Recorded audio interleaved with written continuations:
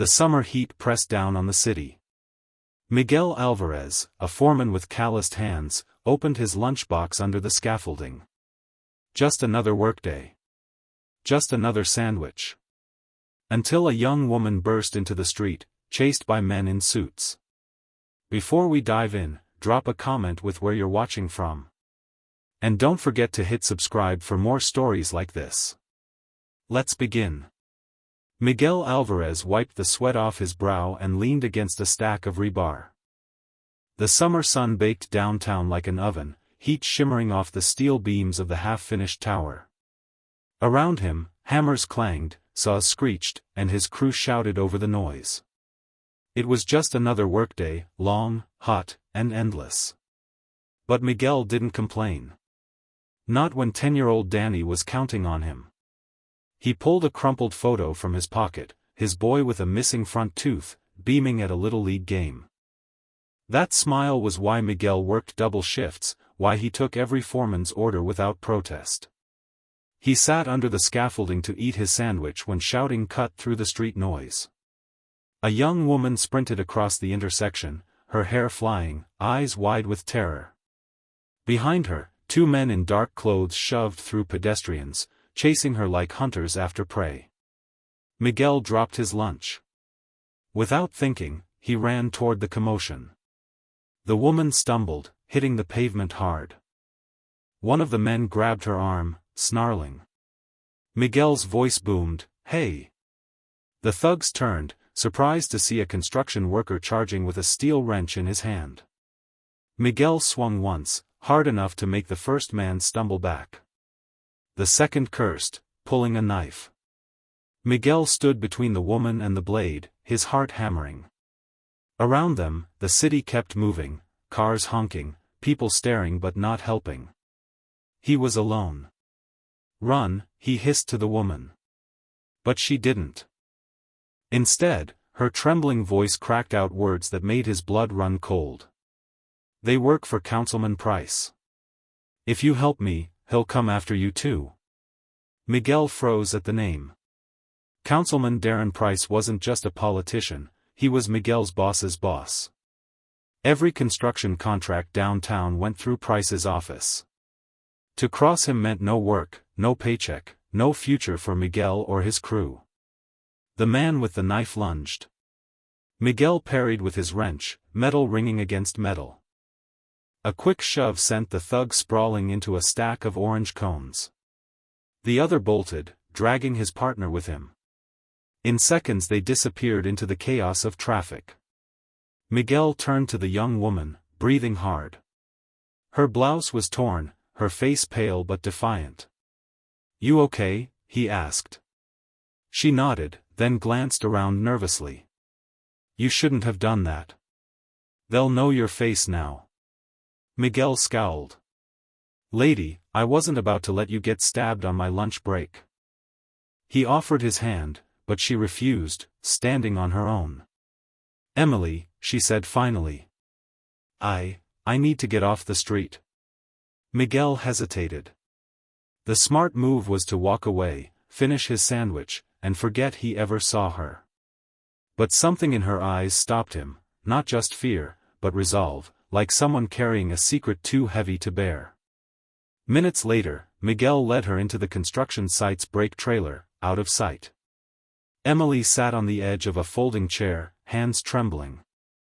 "They'll come back," she whispered. "Price has cops on his payroll. Thugs too. I thought if I ran fast enough, I could get to the press." But, her eyes lifted to his. "Now you're involved." Miguel folded his arms, his chest tightening. He had Danny to think about. He couldn't afford trouble. But Emily leaned closer, lowering her voice to a sharp whisper. "I found proof. Millions, funneled through fake invoices tied to this very building. If I don't get it out, Price will bury me alive." Miguel sat back, the name Price ringing in his ears. He'd heard rumors, kickbacks, shady deals, but nothing concrete. Now this woman was saying she had proof. Emily pulled a small flash drive from her purse, the plastic cracked, as if it had been yanked from a computer in a hurry. Everything's here. Payments, shell companies, falsified inspections. They're stealing millions, and cutting corners that could collapse half this site if we're unlucky. Miguel's stomach dropped. His crew worked those beams every day. Danny had even visited once, wearing a little plastic hard hat. If the structure wasn't safe. Why are you telling me this? Miguel demanded. I'm nobody. Just a foreman. You're the only one who didn't walk past when I screamed, Emily said softly. That makes you the only person I can trust. Before Miguel could respond, the trailer door rattled. Heavy footsteps outside. A voice barked, Alvarez. You in there? It was Frank, his site supervisor. Miguel shoved the flash drive back into Emily's hand and hissed, hide. She ducked behind the lockers just as Frank pushed inside. City inspectors are here, Frank said, scratching his neck nervously. Price's people. They want to talk to you about the scuffle on the street. You didn't start nothing, did you? Miguel's pulse hammered. If Price's men saw Emily, it was over. He forced a shrug. Just breaking up a fight. Nothin' big. Frank studied him, eyes suspicious. Then he grunted. Fine. But keep your head down. We don't need trouble. Not with him watching. When the door closed again, Miguel exhaled shakily. Emily stepped out, pale. See? He already sent people. They won't stop. Miguel rubbed his face with calloused hands. He'd wanted a quiet life, just work, raise Danny, stay invisible. But now? He felt the ground shifting beneath him, like standing on scaffolding with a rotten plank. Emily whispered, almost desperate. If you don't help me, Miguel, they'll kill me. And sooner or later, they'll bury you too. Miguel tried to shake it off, but word spread fast on a construction site. By mid-afternoon, two of his crew, Big Joe and Ramirez, cornered him by the scaffolding. You good, boss? Joe asked, wiping sweat from his bald head. Heard you mixed it up with some street punks. Yeah, Ramirez added, lowering his voice. Saw a girl slip into the trailer too. You hiding something, Miguel? Miguel forced a laugh. Relax. Just some nonsense at lunch. I handled it. But Joe's stare lingered. He'd worked alongside Miguel for years, seen him through strikes, layoffs, injuries. He knew when something didn't add up. Careful, hermano. Price doesn't like attention. And if you're messing with one of his problems, he shook his head. Workers like us don't get second chances. That night, Miguel picked up Danny from his sister's apartment. His boy ran into his arms, chattering about baseball practice, about how he hit a double. Miguel hugged him tight, breathing in the scent of sunscreen and dust, grounding himself in what mattered most. But as they walked home, a black SUV idled at the curb. The window rolled down just enough for a man in a suit to lean out. Mr. Alvarez, the man said smoothly. Councilman Price appreciates loyal workers. He's heard about your good deed today. Miguel froze, clutching Danny's shoulder. The man smiled coldly. Sometimes good deeds put families in bad situations. You understand? The SUV pulled away, taillights glowing red against the summer dusk. Danny looked up, confused. Dad? Who was that? Miguel forced a grin he didn't feel. Nobody, Mijo. Just a guy from work. But inside, his gut churned. Price knew his name, his face, maybe even where Danny slept at night. When they got home, Miguel found Emily waiting in the shadows of the stairwell, hood pulled low. They followed me, she whispered. I think they know I'm with you. Miguel shut his eyes, jaw clenched. He was caught between hammer and anvil now, protect his son, or protect the woman who might blow the lid off the city's rot. And in the silence, one truth echoed louder than the city sirens outside. If he did nothing, Danny's future could collapse with the building itself. Miguel didn't sleep that night. Every creak of the old apartment made him think of men in suits kicking down the door. Danny curled against him on the couch, blissfully unaware. Miguel stared at the ceiling until dawn, knowing he couldn't fight this alone. The next morning, he pulled Joe and Ramirez aside during a break, far from the prying eyes of supervisors. Emily waited in a borrowed hoodie, hidden among stacks of steel beams. Joe frowned when Miguel introduced her. "You're out of your mind, hermano. This is Price's mess. You get caught, you'll lose your job, your kid, maybe your neck." Emily lifted her chin, voice steady despite her trembling hands. "I have files that prove Price has been siphoning millions. He's using your site, your sweat, to launder money. If the city knew, they'd shut him down tomorrow." Ramirez swore under his breath. "Shut him down? Lady, half of us live paycheck to paycheck because of this project. No site, no work." Miguel slammed his fist against a beam, startling them. "And what happens when one of these supports fails because they cut corners? You willing to bet your life on rotten steel?" The silence that followed was heavy. Joe finally exhaled. "What do you need us to do?" Emily handed over copies of documents, receipts, wire transfers, inspection reports doctored with fake signatures. "We get this to a journalist. Someone not in Price's pocket."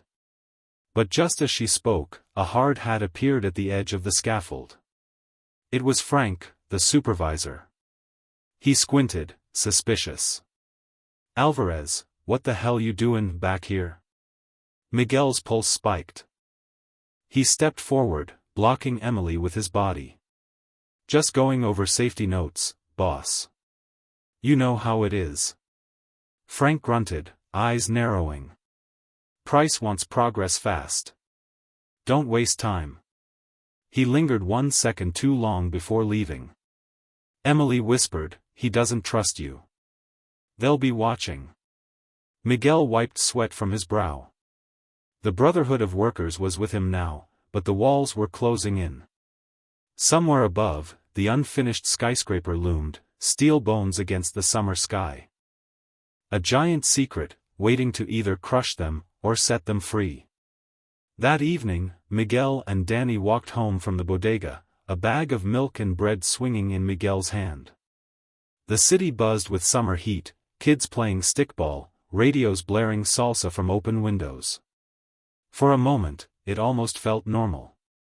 Until Miguel noticed the black SUV again. Parked across the street, engine running. His pulse quickened. He squeezed Danny's hand tighter and quickened his pace.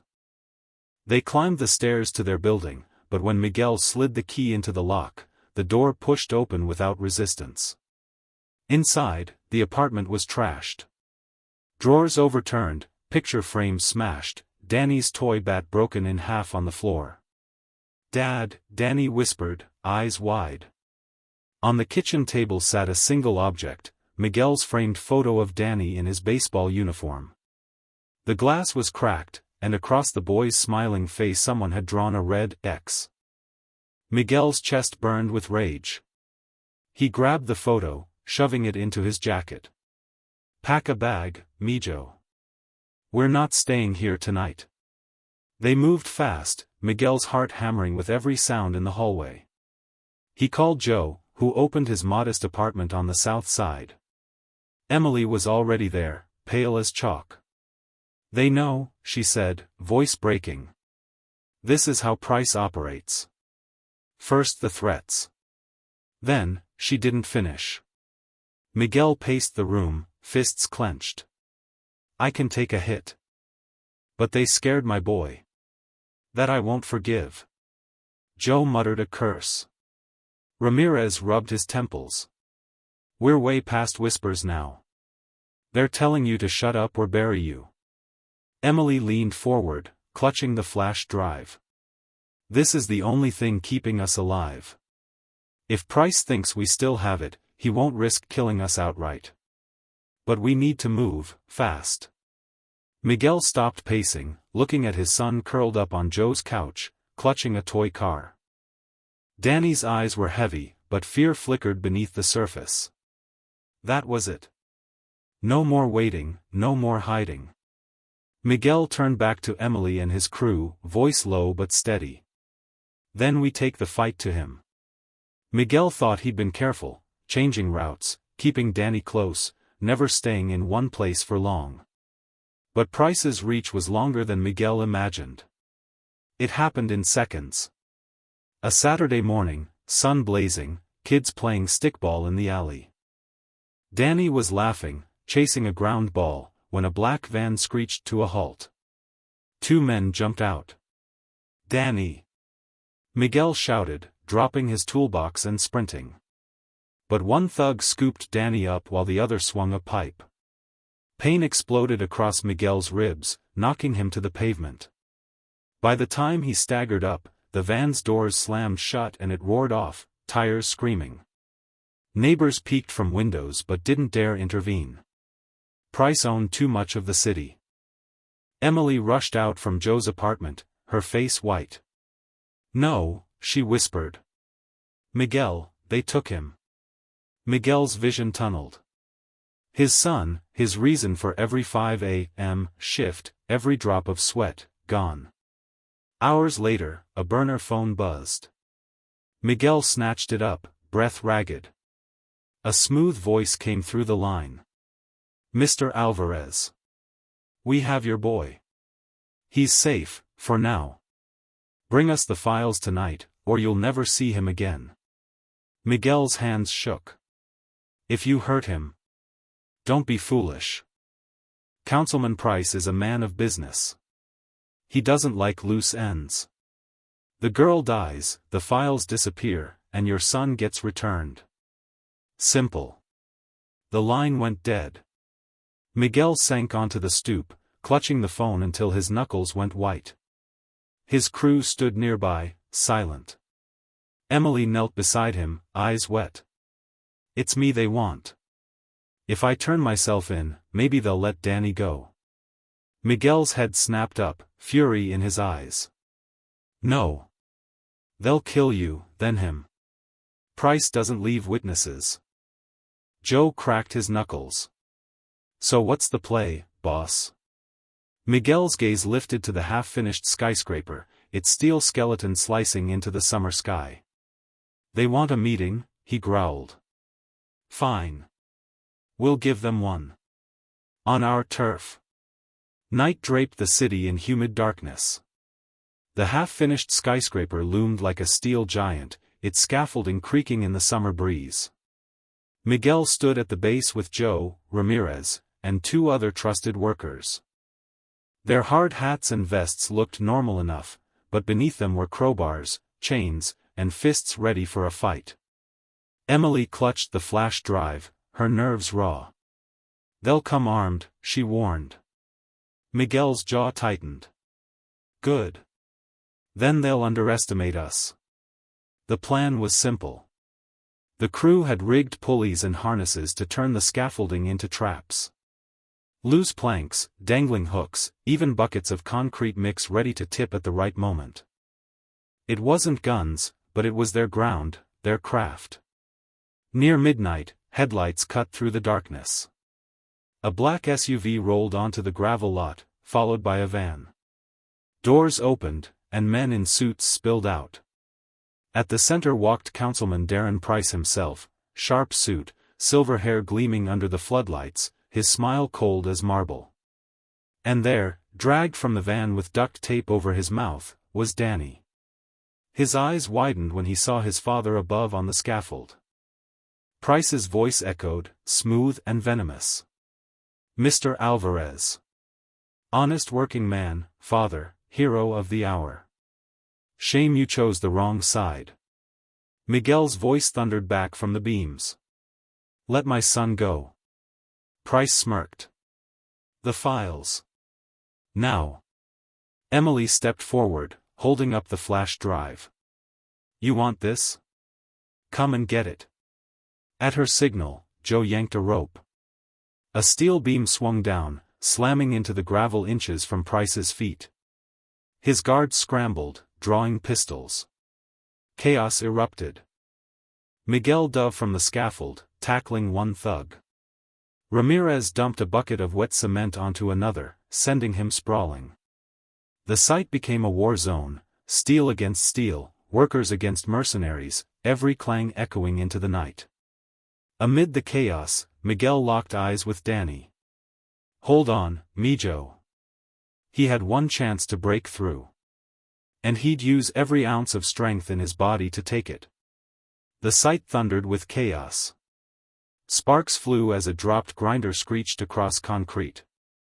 Men shouted, fists slammed into steel, the smell of cement dust thick in the air. Miguel tore through one guard, then another, ribs screaming with every punch. His eyes never left Danny, who struggled against the tape binding his wrists. "Daddy!" Danny's muffled cry cut through the roar. Price barked orders, retreating toward the SUV while his men tried to hold the line. "Kill him. End this." Joe swung a rebar like a club, knocking two thugs into a stack of plywood. Ramirez hurled a toolbox from the scaffolding, scattering men like bowling pins. The workers fought like they poured concrete, together, unyielding. Miguel slammed into the thug holding Danny. The man raised a pistol, but Miguel's wrench cracked across his wrist, sending the gun clattering. Miguel ripped the tape off Danny's mouth, pulling him into his arms. "You okay, Mijo?" Danny clung to him, trembling. "I knew you'd come." But it wasn't over. Price himself stepped forward now, a pistol gleaming under the floodlight. "Touching," he sneered. "But you've signed both your death warrants." Miguel shoved Danny behind him, chest heaving. "You built this city on lies, Price. Tonight, it ends." Emily appeared on the scaffold above, holding the flash drive high. "This is already backed up. Even if you kill us, the truth goes out." Price's mask of control cracked. His finger tightened on the trigger. But before he could fire, Joe swung a chain from behind, wrapping it around the councilman's wrist and yanking hard. The gun went off, the bullet sparking harmlessly against steel. Miguel lunged, tackling Price into the gravel.